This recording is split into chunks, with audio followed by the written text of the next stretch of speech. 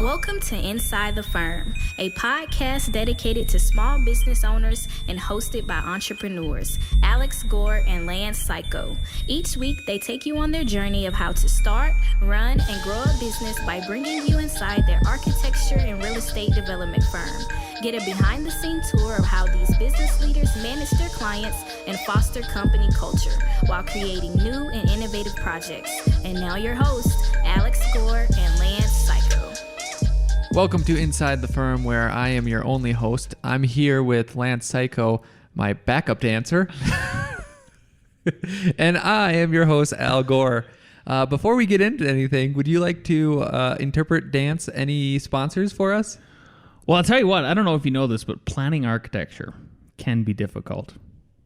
It encompasses multiple projects, and it often involves several team members. I don't know if you know that. Are you aware of that now? All I've been doing is going from one team member to another team member, trying to do my own work. I don't even think I do work anymore. Wow.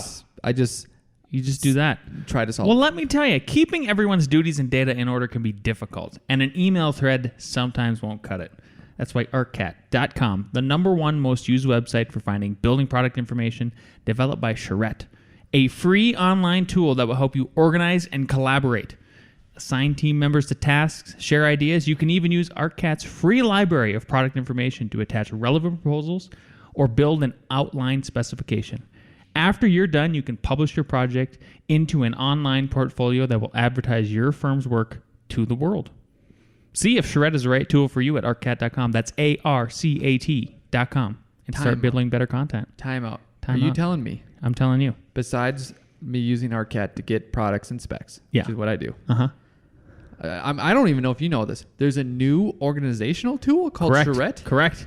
And I suggest you start to use, instead of running around all over to everybody else's desk, you start using that. And I want you to report back to us. I will be. And the listeners. I've just been telling my guys, remember this project we talked about? Make sure you put that in the specs. Remember this project? Make sure you put this on the drawings. We're putting it on the general. It's made. So apparently, this is made for you, Mr. Al Gore. Write that down, everyone. Charette, a free online tool that will help you organize and collaborate. Yeah. Go to arcat.com today. Check it out. Speaking about running around like a chicken with your head cut off. Yep. Is what I've been doing.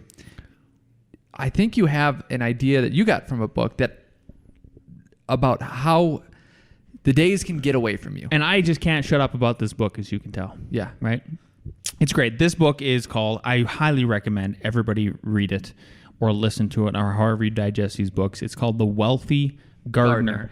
It's fantastic. It is, let me see here. John Roforic, I think his name is the author. Let me look it up here real quick. So I try to check it on Audible. Yeah, John Soforic, Soforic, The Wealthy Gardener. It's called the life lessons on prosperity between father and son. Phenomenal book. Everybody listens to this knows that I'm a gardener. It's what I do on the weekends besides hanging out with the fam. It's how I be introvert for the weekend. And so this book is just like my mana, 100%. And one of the best. So he goes through and he tells his journey about being a chiropractor, which is a service-based business, which is really parallel to architecture, design, any kind of design business like that, and how he turned into a real estate mogul. And then he talks about how he wrote this book. Like he felt compelled by the universe to write this book. Mm-hmm. So he heard this inner voice. He just had to do it, right? And you do this all the time, Al. Like that's why you had to write your book. You're like, I gotta write this book. I gotta do the space stuff, right? This weekend, you guys, you and the kids gotta go touch trucks. That's your thing. Well, also, can I tell you? Can I just interrupt? Absolutely. The baby was upset not going to bed because Atlas and I were playing, so we had to be quiet. So he was whispering. So I just had to initiate a tickle fight, which I dominated. He didn't even get a tickle in. I bet. But it was a tickle fight, and he had to try to hold in his laughs. So he was struggling, and I was just getting him good. There's some things you just have to do. You have to do, right? So John had to write this book, and he described a methodology that he developed in order to be able to write this book, and it's called Creating an Impact Hour. And we've sort of touched on this before, but I think it hasn't been well defined yet. Right. And so what he would do is he'd go into his office before all the chaos started, and he would have his impact hour. And he said that was the most valuable hour. Nobody was around. It was quiet time. That's when he got most of the important stuff done. That's when he could have the biggest impact on his life, his world, his family's world, the whole thing, right? And he's followed that and carried that through his practice and just his life. And now the guy, according to this book, it was written a while ago, he ended up, one of his goals that he set out during the impact hour was, I want to make $220,000 a year annually off of all of my rentals. And he's like, he wrote that down, he focused on it, and that's how he got it done. So I do this, and I know you do this, Al, right? You show up early in the morning. Oh, impact, every day. Yeah, every day. And usually Alex and I will text maybe a little bit before the rest of the staff gets in, and because we're kind of like, it's usually at the end, I would say, of our impact hours, because I've already tackled most of my emails, all that stuff. So there's no way. A lot of people always ask Alex and I, how do you guys do all these things? How are you guys developers, contractors, architects, podcasters, professors, family people, volunteers all over in your community, stuff like that? And it comes down to, I'm telling you, the secret of it is blocking out time in the morning when nobody's up. It's just you and the world. I know you were meditating at one point. I was meditating still doing it. Still doing it. Exactly, 10 minutes a day using the whatever app that is. Sam Harris. Oh, you're doing the Sam Harris one. Yep. Very cool. Yep, I like it. Yeah. And then knocking stuff out. So what I do, what it allows me to do basically is sort of stay ahead of everybody. And sometimes I'll even have like a pre-impact hour. So I've said this before too a couple of times, is that there's a piece of software, it's called Yesware, that you can it's an app that attaches to your Gmail if you're running everything to your Gmail. It allows you to schedule emails. If you don't want to pay the $30 a month, I just found this out, that you can pre-schedule emails using Gmail. There's a little button and everything you can do. But like my impact hours on the weekend are even more powerful than they are during the week, because on the weekend, for sure, nobody's working. So I can extend my impact hours. Like let's say I get up at 7 on a Saturday, all the way till 10 a.m. before even the kids get up and I start making breakfast. That's a dream in my world. Yeah, and Alex isn't there because he has babies, right? I got my family sleeps in on the weekends. It's glorious, except for me, because I just don't sleep that much. Yeah, that's great. So my impact hours on the weekend are 3 to 4 hours. And then, like, I will have, by the end of the weekend, it's like 12 emails. And I'll go to bed peacefully on Sunday night going like, boom, I'm ahead of everybody. All these emails are pre-scheduled. They're ready to go out. And then I can go on, and it basically allows me to multiply myself. So then I can go and like, hey, I don't have to be office guy on Monday morning. I can be contractor, developer guy out on the site doing that. And then come back in after the afternoon, then catch up on emails and stuff. Yep. When I got in today, he just introduced the impact hour. So when I saw it on the agenda, I was like, this is awesome. This is great. And one thing that I'll do, because I know I'll get pulled in a million different directions, and it took me I've been doing this for at least a month now, maybe even longer, is I plan out my week.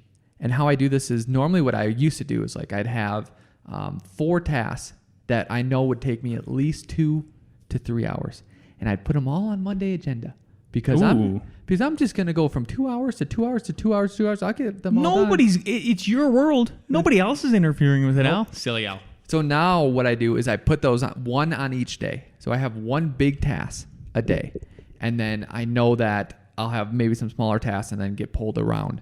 But in the morning, that is probably the start of my impact hour. Like, okay, what do I need to transfer from yesterday to today? How do I actually spread that out? Instead of just like recopying the whole list every day. No. It's one major task a day.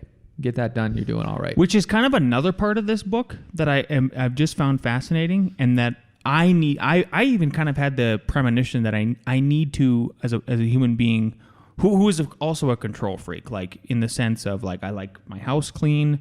I like everything to be neat and organized. I used to clean out my email box all the time before we got busy and like there was a million emails. Is be comfortable with weeds. So this is a book about gardening, right? So the idea is like, yes, you'll be able to weed. Let's say you go out and you weed your garden. You have a 10 by 10 plot. You go out and weed your garden this weekend. Oh, at the end of it, it's beautifully weed-free. Mm-hmm. Guess what's going to happen over the week? More weeds are going to grow up.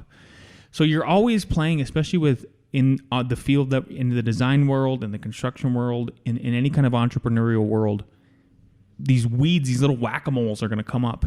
And you need to just get comfortable with, you can only tackle so much at once.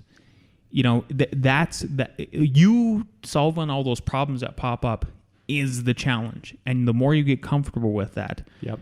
I think the less itchy you get. Exactly. But that goes directly to projects. Each one of these projects, no matter what, is going to have weeds in it. So plan for it, plan time for it, and know that at each stage, it's never solved. I was working with one consultant, and basically they were pushing us like, oh, everything needs to be set, and then they can start. Like, everything's going to be set by the time it goes to the building permit. And I still feel like there's going to be field changes. So you won't start until after we put in for permit, apparently, you know. That's crazy.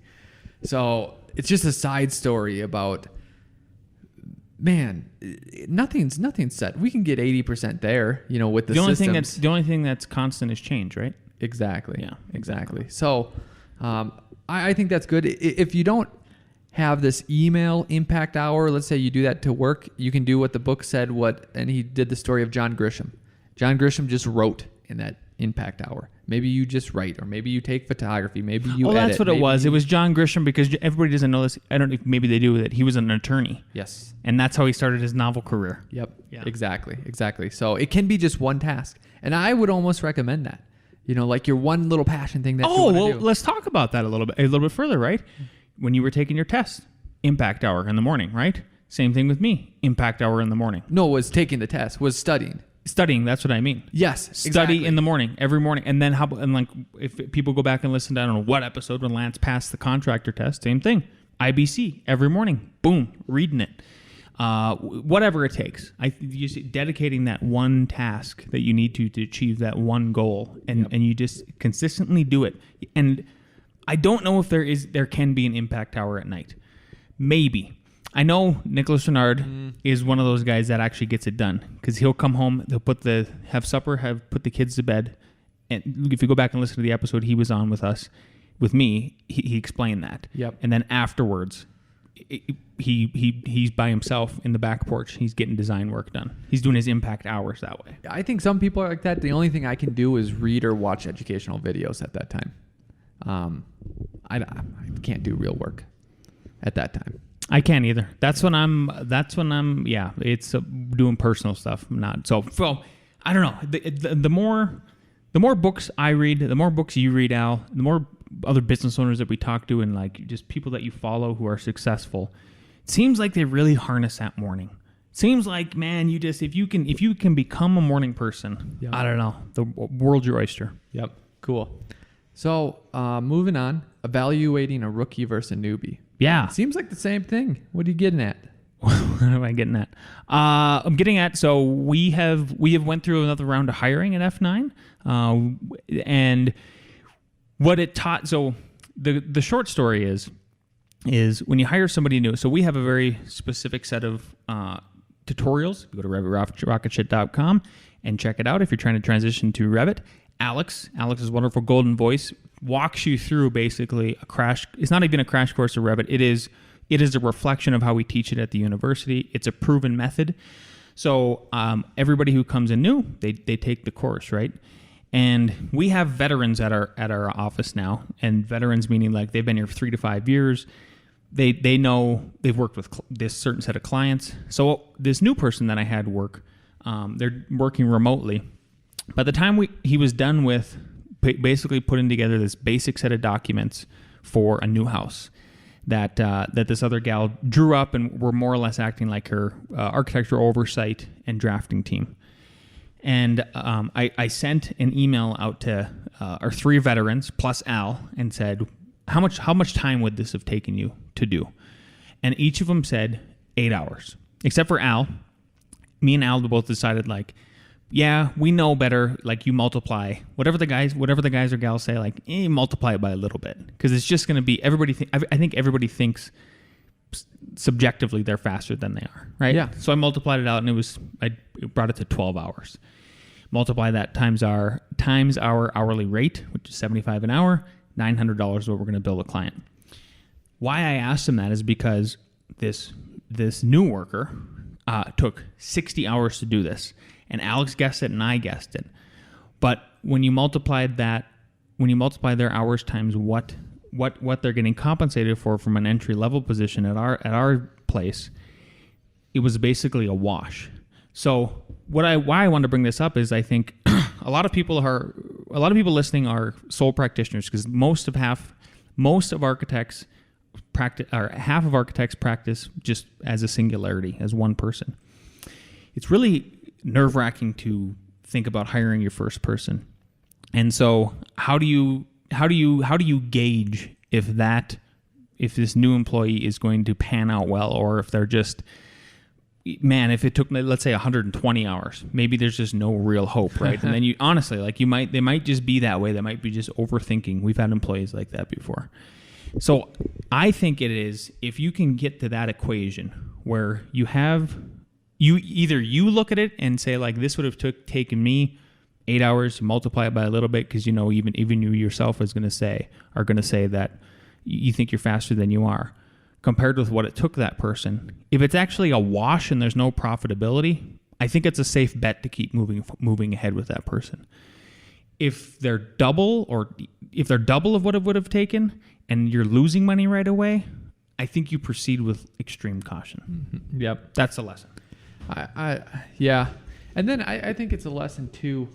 I think a lot of people learn that it the hard way is, the difference between someone 3 years in versus 1 year in, and the difference in value and what they can produce and what you can produce, is that you don't know until you get your feet wet. I don't know if that's advice for people to be more humble entering the market, but also I want people to, get what they're worth too. But just know, if you're getting feedback and you're just starting out, there's a lot of the ocean that you haven't explored yet or seen. And that's where it's coming from. And you will get there. But just know patience is a virtue. It is. And keep grinding. I have an update. Update us, Al. So Upcodes is in a legal battle versus ICC, International Code Council. And they've been posting some stuff back and forth on Twitter. And, basically ICC will lay out a good argument about how they should just, they should just be able to lease rights to use their stuff. And then Upcodes will say, hey, they're lying about their process and how it works. And obviously they're going to battle. And I always peeled away the onions. And Upcode, kind of said this too in their tweet, is that, okay, it's not all about this licensing and the process. It's about who can teach someone the law, right? Who can teach someone the law? So imagine the Constitution or any law, and imagine if only like Harvard could teach it, or you had to pay Harvard. It doesn't seem very public. What? Yeah. Or you had to pay. And law is usually public. Yeah. Or you had to pay whoever wrote that law for you to teach it. Man, that seems like it would really stifle innovation. I almost know for a fact it's going to stifle innovation. And then you go to the IEC perspective and you go like, well, we had to make these laws. They cost money. How do we pay for it? One of the things that hurts them the most is how much their top management gets paid. Like, holy cow. Yeah. Maybe you don't. But the second thing is, I think the answer can be, I don't know. That's literally not our issue. Because maybe it's you charge the government, to make up these laws, but then it doesn't get adopted. So you give it to the government for free, and then your business model is that then people pay you for these books and that stuff. Ooh, I understand how that is a great way to get a monopoly on the law. Yeah. But then you're getting a monopoly on the law, and there shouldn't be a monopoly on the law. So I think they're in a pickle of how they raise money. But I think Upcodes is right, you can't have a limit on who teaches what the law is. And if the law is in a public domain, I don't think there can be a limit for how much you grab out of that. I'm sorry. you can play devil's advocate. I think you agree with me, but what? A limit on teaching the law? Well, nobody. using If something's in the public domain, nobody can have nobody should be able to have a monopoly on it, right? Right. So in most But monopolies, Lance, we paid. We've had studies. We've had committees. We have to pay these people. I need a salary. We have to convince governments to adopt it. How do I get paid? well, again, I don't think that's our problem. I'm just reacting to kind of what you had to say. Yeah. about The that. law isn't a profit-making thing. It's not a profit. Yeah. I don't think you entered into I think you're trying to make something public into a privatized business model. Like what? I'm not sure that's how it works. They're a nonprofit, right? Isn't the ICC a nonprofit technically? Yes. Well, then there you go. I mean, then it kind of boils down again But to. they have salaries, and some of them are. Very Yeah, but low. that's not. Yeah, no, I know. I get it. Yeah. I get it. And I don't think we have a solution, but I think the answer is like, know what? Laws aren't made to have a license for you to use their content. So, man, I don't know what to tell you. I don't know what to tell you either. Yeah, this will be interesting as it unfolds. Do they have any? So, by the way, the tweet Alex is referencing, he's got it pulled up here in our show notes, August 2nd. So this was recent. Do they have? And then it says filled out a response today. Last step of motion for summary judgment. Do you have any idea when they think the judgment will be? Maybe by the end of the year. Maybe by the end of the year. Keep us up to date. It's super interesting because I wonder if it breaks open those codes. I mean, what frustrates me is like, you guys are crying for public safety all the time. You guys, meaning code council, all of these jurisdictions that are code enforcement, right? Public safety. We had a license, public safety, blah, blah, so welfare. Well, then make it as accessible as possible, right? Make it so you can point at inspector guy. Make it so you can point at somebody on the job site and go, "What the hell? Yep. You got the access to all the codes. No excuse, buddy. Yep. No excuse." Yep. And they'll ICC says, hey, you can access them online. And know what is weird? Like, it used to be harder before. It used to be very hard. It did get easier after this. Yeah. Which is weird. And they're saying, well, upcodes, they have options where you can pay, right? You can pay for their software. You can pay to have like search preferences, but they can still view it. So their argument is that they're making money off of they shouldn't. Maybe that's their best argument. Like, you guys don't get to make money either. Maybe you need to be, if you want to continue this, you need to be a non-for-profit. I could see if they change to a not non-for-profit. But then you're doubling the problem. Well, yeah, you're doubling the problem because it's like, can no one have, if you want to, well, here's what they're saying, ICC. If you want to make a profit by making an application that can automatically check something like your model for errors, if you're making a profit, then we get to make a profit. There you go. And I kind of like that because at least it would start competition. I almost buy that, but here's the problem. Here, if it's a law, and let's say they were developing, because if Upcodes makes it, their software, they have to pay software engineers, right? And they're going to charge whatever, but they have to give a cut to ICC. If ICC says, like, we'll just hire our own software engineers, ratchet up their licensing, then we'll win and we'll get both of it. And they could literally just steal their idea or so like that's then you are limiting competition and you're limiting growth because they can just literally control it. So it's very tough. Yeah, I got a question for you. What? If Upcodes loses this case, and the judge rules in favor of the ICC, will this finally prove to you that government creates most, if not all, monopolies through protectionism?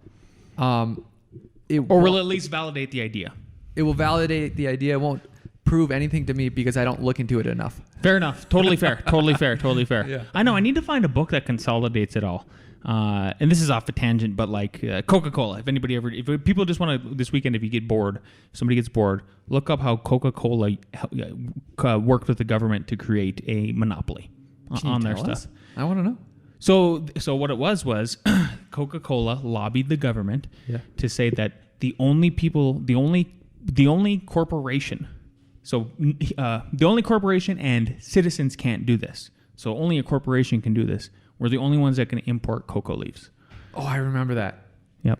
And I don't remember the case or anything like that, but I wish there was a book that consolidated them all. Because if you go and if you really do look hard enough, and the government's like, yeah, that seems like a great idea. Yeah, it's public safety and welfare. That's what it was. Why? Because cocoa leaves have cocaine in them? Because you could refine it into cocaine, yeah. And they did. I used to have cocaine, so it's always this. We're trying to save Johnny, or whatever. You got to help us out. So check it out. I got a refinery plant for cocoa leaves in my basement.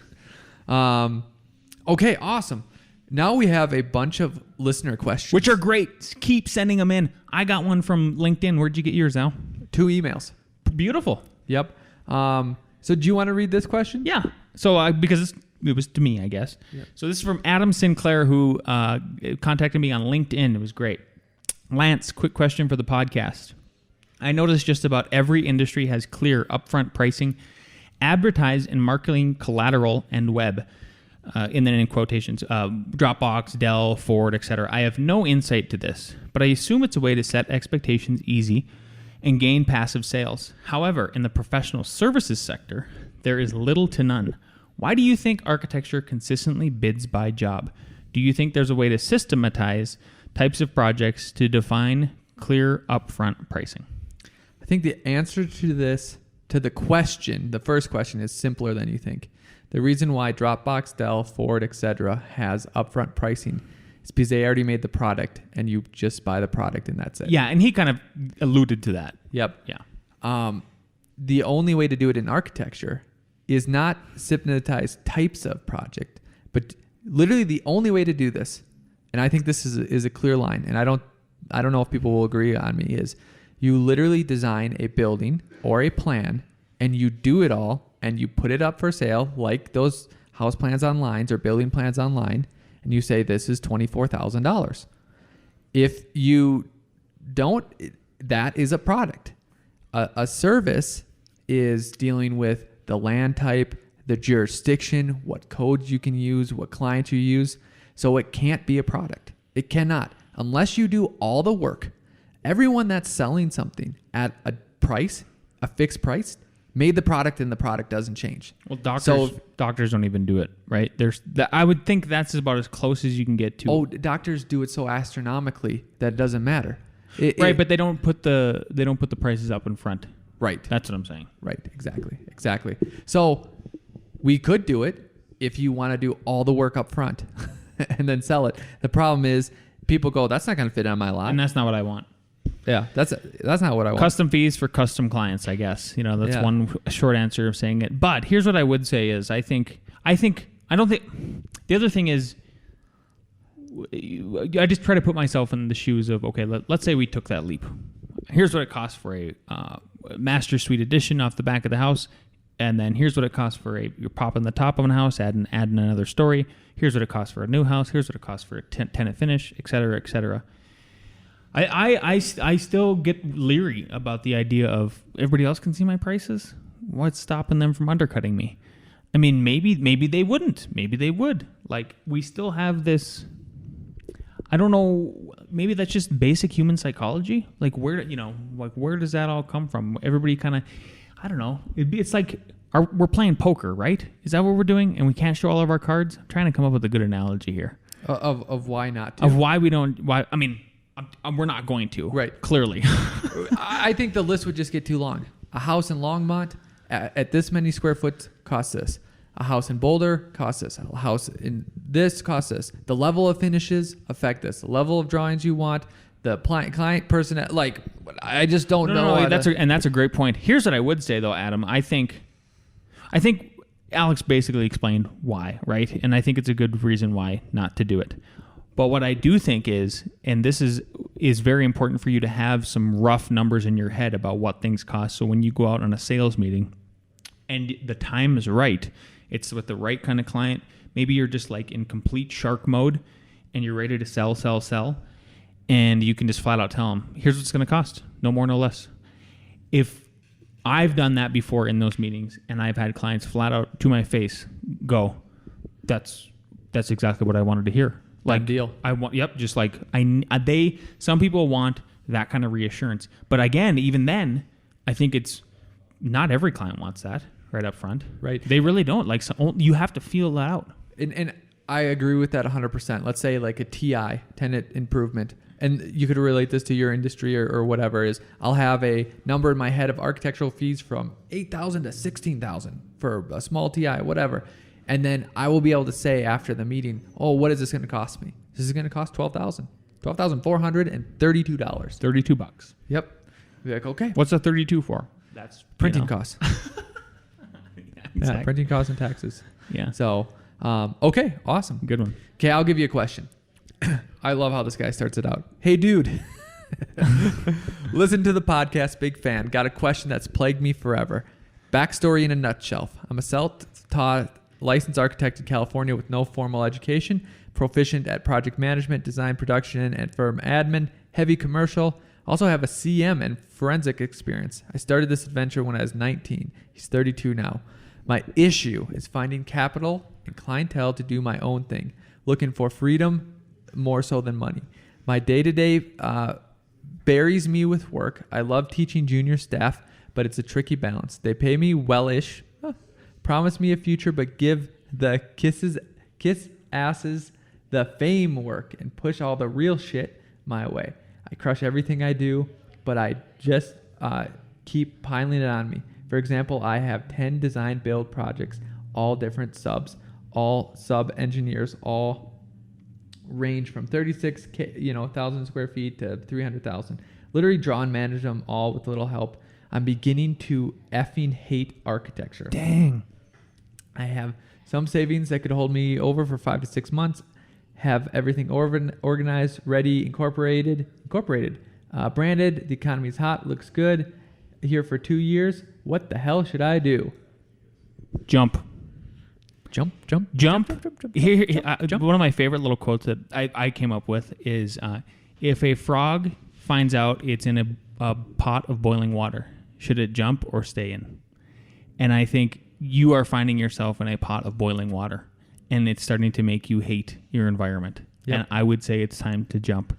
I think even there's no better time to just move on and start doing something when you feel the passion and you have the energy and the fuel in your belly and the fire in your belly than now.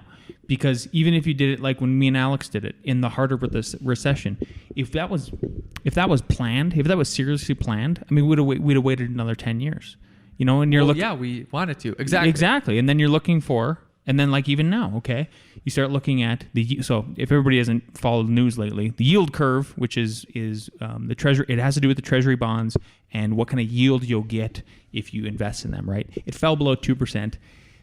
That is a big indicator of like 22 months probably going to hit a recession. Yep. So there's a lot of factors right now globally and everything that point towards it looks like we're headed for a downturn. I still would jump.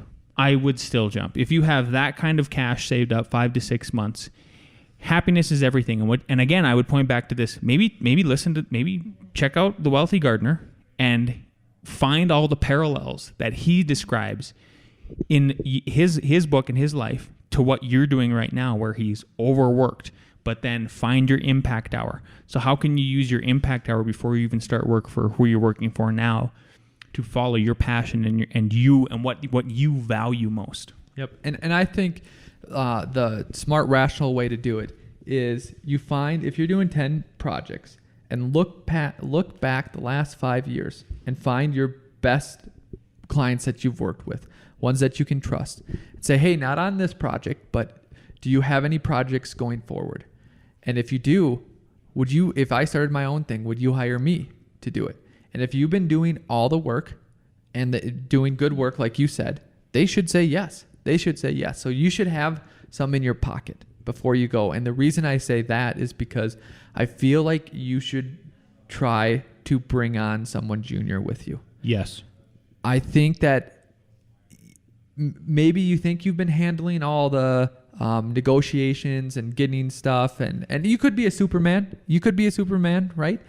But there's more to it than you think, and you're going to have to do a lot of this talking back and forth, which I'm sure you're maybe familiar with, and you're going to need someone to sit there and just do work. So That's where if you line some people up, you'll have some surety that you can hire some kid, some young adult for 3 months to get you started and have something in your pocket.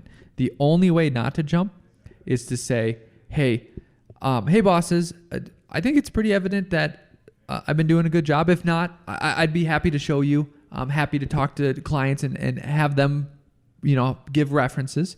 But if that's established, I am literally going to quit unless I get some of these project typologies. I've been bringing it up for a while. I'm at a breaking point.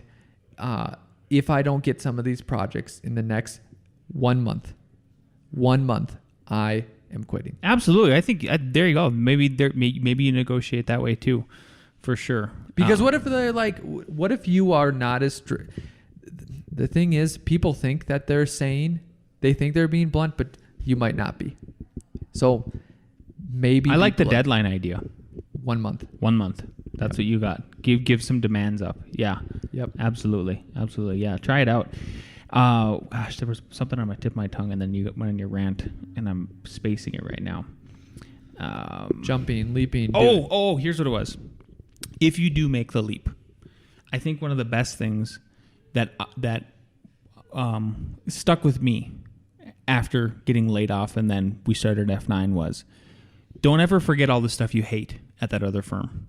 Don't ever, for me, one of the biggest things was I hate the work environment. It is so boring and cold, and the coworker won't talk to me. I want to have fun, and we have so much fun at F9. It's the best. It's the best. Like, we have this amazing group of talented young people that are like everybody's friends. Everybody gets the jokes. There's everybody. It's the best. Whatever you hate the most, do the opposite of that. There you go. Question 2. Different person. Should I establish my thinking about doing something, moving out? Should I establish my LLC now, even if I'm still employed? Yes. What can that hurt? Nothing. Nobody's going to find out about it. If you're worried about that, like I'm just guessing. And then remember the rule is don't just Google, how do I start an LLC? Go to whatever state you're in. Let's say you're in California. Go to Secretary of State, California, establish a trade name, and establish your LLC. It should take under $100. Maybe it's more in California. I don't know. Probably it's California. This person isn't in California. This person also is doing something for a friend already and collecting money. So you should already have an LLC. So that answers your question. Yeah. Number 2, what about insurance? You need professional liability, which is your If you're practicing architecture, is that the question? What kind of insurance for that? Yeah. Yes. Errors and omission, E&O insurance. Yep. And the way to find that out is you can Google your city and do that. You can call people up, call other firms up. And then the question is, hey, have you done professional liability, errors and omission for an architect or an engineer firm? If they said no, but we probably can, say, hey, that's great. Let me get your information, and keep calling around until you find someone that has done it for one of the firms in town. Then you go with them, unless their prices are crazy. Okay, question 3. What are your thoughts about going on your own? I would like to start my own firm. My fear is not having steady streams of clients and, of course, not having the ability to tap into someone's knowledge, aka my boss. You just so you know, you never lose the fear of not having a steady stream of clients. Oh, I was hoping you had that reaction. As an entrepreneur, what you do is you wake up broke, and guess what your minimum wage is? 0. That's how it works every single day. You're not really broke, but you think that in your head, right? I mean, you have, especially when you start getting like up to where we're at 8 to 12 employees, the bills get bigger and bigger. Insurance, everything gets bigger and bigger, and you just learn how to work within that kind of stress level and accept it and hopefully thrive. So that stuff never goes away. So if you can get comfortable with that fact that that never goes away, then always know that you have to be hungry and you're going to go out there and find it. I think it's just like anything else. There's this universal intelligence in the universe. I believe it. And like the butterfly effect, it's real. It's the woo-woo is totally 100% real. So if you make up your mind that I'm going to do this, and you focus on it, and you write down the goal of I'm going to find steady work, it's going to happen. And then you have to go out there and you have to put yourself out there. Maybe it's joining the Chamber of Commerce. Maybe it is calling up every single contractor in town and taking them all out to coffee, not at once, individually, and saying, hey, here's what I do. Here's how much I cost. I'm willing to do anything. And be hungry and have that kind of passion right at first, and get some bread and butter work underneath your feet. And to be perfectly blunt, there are people that cannot sell. They cannot sell, or if they want to learn, it will take them so long that if they started on their own, it would not work out. So besides your friend, get one other client. And when I mean get one other client, I mean actually have them sign something, right? And this person asked about a contract. We can't release that right now. These were in responses to we want to do a course and help people out. In that course, we'll have example contracts and all that. So you're gonna have to figure that out on your own for now. But if the reason why you need to be able to sell, and then you need to go find a different mentor, and then you need to listen to That's them. what it is, a mentor. Yeah, we found a mentor right away. We did. Jerry Boland, awesome guy out of Colorado. And then you need to listen to them and do what they say, unless you think you have a better idea, and know that you should weigh down your better idea. It depends on your age. If you're under 25, know that your ideas are questionable. I'm not saying wrong, questionable. I'm just saying we're trying to help out some people, and they listened today. Al had a breakthrough with somebody like that today. It was amazing. Yeah. And what book helped you for that breakthrough, Al? Never, don't split the difference. Boom. Can you Google that and find the name right now? Don't split the difference. Huh? Yeah, and you need something some Voss. Okay, keep going. And it was just about how to, in the book's advice, actually isn't as divisive. Chris Voss. Is it never split the difference? Never split the difference. Yep. Yeah. And there's a strategy to this kind of negotiation that we had, and it worked out. Don't be afraid of the title. It's a good book. But go to, how would you find, Lance, how would you find a local mentor? First place, Entree Architect Facebook group. Say, hey, my name is Bob. Are there any architects in this city that would mind helping me out in mentoring? Just put it out there. There might be someone. Yep. Because there's like 1,000 people on there at least, I think. There's 5,000 people on the Entree Architect community now. Yeah. Yeah. So that's Mark shaking his head listening. That's 100 people per state. So yeah. It's a lot. I think that's a great idea. You could even try the business of architecture. That's a good group too. Enoch's group. There you go. Enoch's group is good. Yeah, and then Chamber of Commerce. Maybe that's where finally I'm convincing myself, like if we hindsight's 2020, right? So we were in the chamber for a while. Yep. It was okay. And then now I'm thinking like, man, if we could never found Jerry Boland, maybe if you're an architect and there's going to be a competing architect there, maybe they're okay with at least mentoring you. I have no idea. Well, or like maybe you pitch it as like partnership. Hey, I'm going to get some work.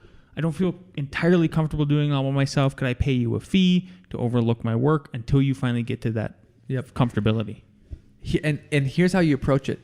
The Chamber of Commerce will have a building. You walk in and you say, hey, can I talk to the head person? Normally they're very nice. They're very friendly because that's their MO. Say, I'm thinking about joining the Chamber of Commerce. Go ahead and join and say, I just have a question. I'm going to start an architecture practice. Here's where I'm at. Do you know anyone that you respect or that would possibly maybe be a mentor? And then if they say a name, say, great, write it down. Maybe ask for another name. Go to these meetings.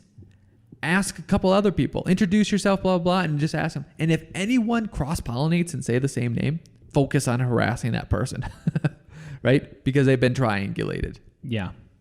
Love it. Well, good luck to you, sir. Or ma'am. Yeah. And then Lance, I think we should go to our mentor, our spirit animal, which is Nick Renard with Nick Reads. And let's hear what he has to say. Hello, best friends. I hope you all had a great week this week. In a world of ice cream, I'm a homemade chocolate chip cookie. A reading. People look for the shortcut, the hack. And if you came here looking for that, you won't find it. The shortcut is a lie. The hack doesn't get you there. And if you want to take the easy road, it won't take you to where you want to be. Stronger, smarter, faster, healthier, better, free. To reach goals and overcome obstacles and become the best version of you possible will not happen by itself. It will not happen by cutting corners, taking shortcuts, or looking for the easy way. There is no easy way. There's only hard work, late nights, early mornings, practice, rehearsal, repetition, study, sweat, blood, toil, frustration, and discipline. Discipline. There must be discipline. Discipline, the root of all good qualities, the driver of daily execution, the core principle that overcomes laziness and lethargy and excuses. Discipline defeats the infinite excuses that say, not today, not now. I need a rest. I will do it tomorrow. What's the hack? How do you become stronger, smarter, faster, healthier? How do you become better? How do you achieve true freedom? There is only one way. The way of discipline. Discipline Equals Freedom, Field Manual, by Cayko Willink. Lance, Al, have a fabulous weekend. I know for sure one of you will. Toodles! What shirt am I wearing? Discipline equals freedom. That's hilarious. This gets Lance right to the point. There is no shortcut. So jumping off on your own is going to be hard, and it's going to take discipline. And that's why people don't do it until they get fired or the recession happens. Yep.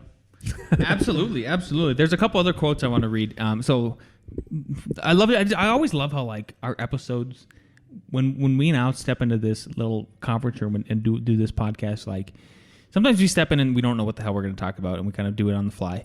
That's rare, but then like it all comes back to a big circle, right? It's like we're on this path and we chose this, and it's all coming back on itself.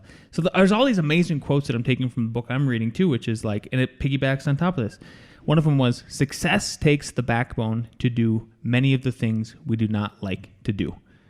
And again, so if you get comfortable with that, then you'll be successful. A body in motion continues to stay in motion. A body at rest finds excuses to stay at rest.